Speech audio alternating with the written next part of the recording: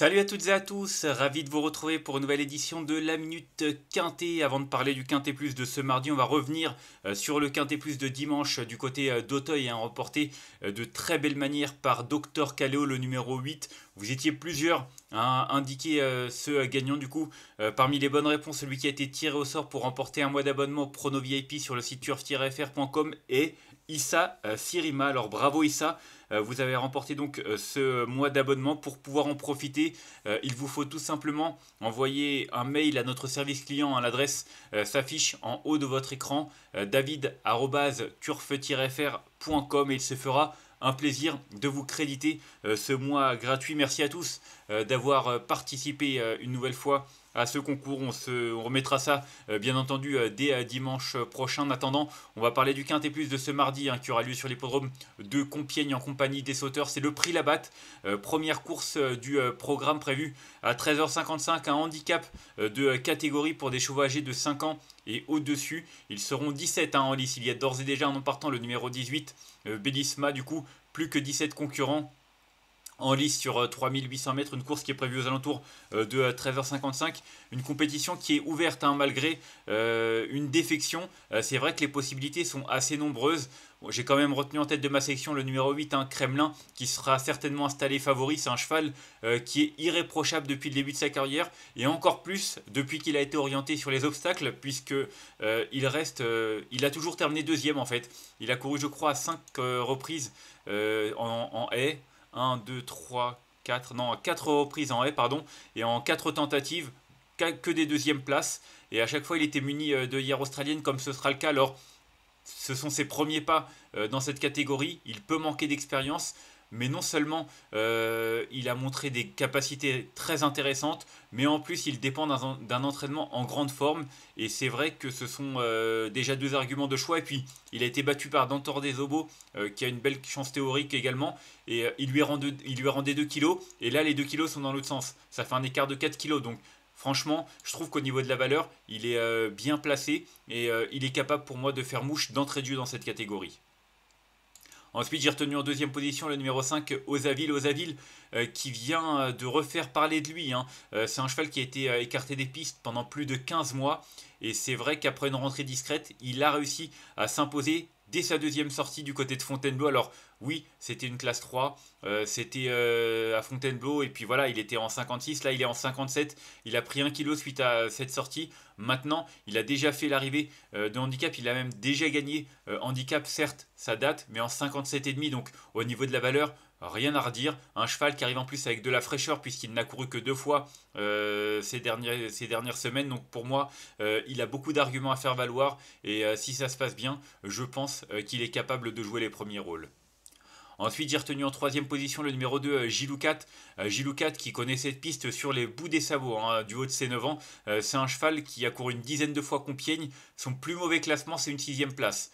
En 13 tentatives, je crois qu'il a terminé 2 fois sixième. Sinon, il a toujours terminé dans les 5 premiers. Et c'est en steeple qu'il a eu ses moins bons classements, puisqu'en haie, il y a couru à 3 reprises sur l'hippodrome de Compiègne pour 3 places sur le podium, dont une victoire. Donc franchement, c'est un sacré ratio et une sacrée performance. Donc pour moi, même si au niveau de sa valeur, il a été relevé, puisqu'on ne l'a pas vu dans cette catégorie en haie depuis une victoire en fin d'année dernière, je trouve qu'il a une belle carte à jouer. Peut-être qu'il a un petit peu moins de marge et que ce sera un peu dur pour la victoire, mais franchement, avant le coup, vu sa régularité, moi j'ai envie d'y croire, tout du moins pour une place sur le podium. Ensuite, j'ai retenu en quatrième position le numéro 12, Jardin Secret, que je reprends en confiance. Un cheval qui vient de décevoir un petit peu, c'était il y a un mois et demi de cela, dans un quintet du côté d'Auteuil. Auparavant, il avait séduit en terminant deuxième d'un événement sur la butte Mortemart. Et c'est vrai que peut-être que le fait d'avoir couru de manière un petit peu plus rapprochée qu'à l'accoutumée, on a l'impression qu'il est bien mieux lorsqu'il est présenté de manière espacée, comme ce fut le cas lors de sa rentrée, puisque lors de sa rentrée, il a terminé deuxième. Derrière, pas là. Là, par vue depuis un mois et demi, je trouve que son profil est très intéressant. Alors, c'est son premier essai sur l'hippodrome de Compiègne, mais franchement, il a fait ses preuves à cette valeur, et moi j'en attends un rachat. Ensuite, j'ai retenu en cinquième position le numéro 3.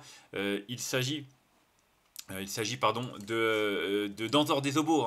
Dantor des Obos qui vient d'effectuer une rentrée victorieuse en battant au passage Kremlin. Alors Oui, il est moins bien placé au poids que son rival, mais lui aussi a déjà fait l'arrivée à Fontainebleau, puisque son seul essai sur cette piste s'est soldé par une victoire. Alors, c'était certes en 2019, mais ce que je veux dire, c'est qu'il a déjà bien fait sur cette piste, et pour moi, c'est toujours un gage de réussite. En tout cas, il arrive avec de la fraîcheur, une forme au beau fixe. Il va certainement même afficher des progrès sur sa récente victoire. Donc voilà, pour son retour dans cette catégorie, peut-être que sa mission sera un petit peu plus difficile, mais vu ce qu'il vient de montrer, moi j'en attends une confirmation, mais plutôt pour une 3, 4, 5e place.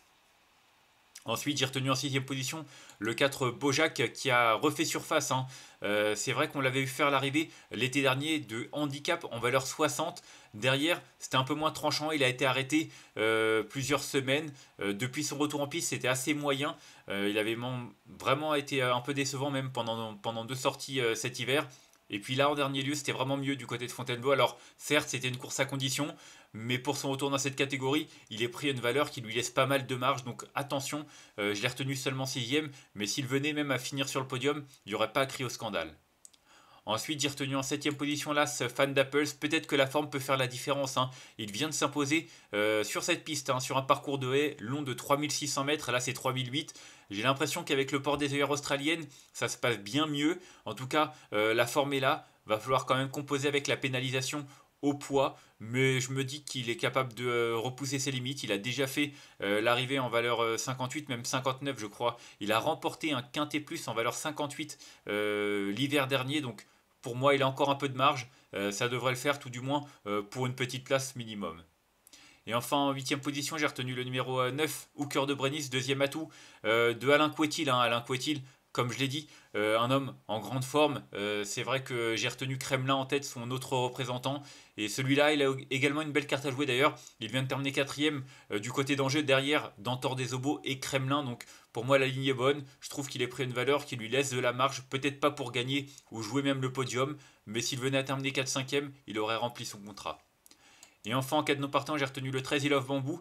Il a une belle chance théorique. C'est un cheval qui a montré de la qualité, hein, notamment sur les haies en fin de saison dernière où il a terminé 5ème d'un quintet du côté d'Auteuil en valeur 57. Là, il est en 55.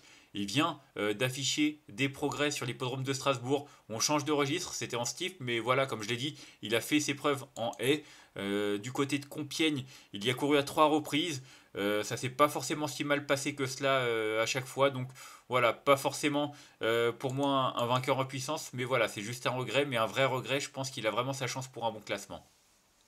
On va faire un petit récapitulatif de ma sélection avec le numéro 8 que j'ai retenu devant le 5, le 2, le 12, le 3, le 4, l'As et le 9. Et en cas de non partant, le numéro 13.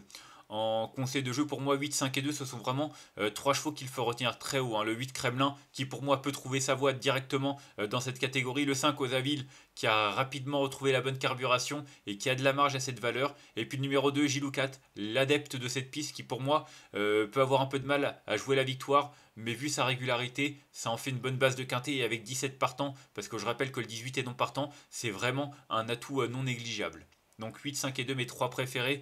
Voilà pour cette analyse. Moi, je vous remercie d'avoir suivi cette nouvelle édition de la Minute Quintet. Si vous avez aimé cette vidéo, n'hésitez pas à la liker, à la partager ou encore à vous abonner à notre chaîne YouTube en cochant la petite cloche pour être au courant des prochaines vidéos. On se retrouvera demain. Ce sera du côté de Mort de Bretagne, hein, pour le retour du GNT. D'ici là, je vous souhaite une excellente journée et de bons jeux à tous. Bye bye.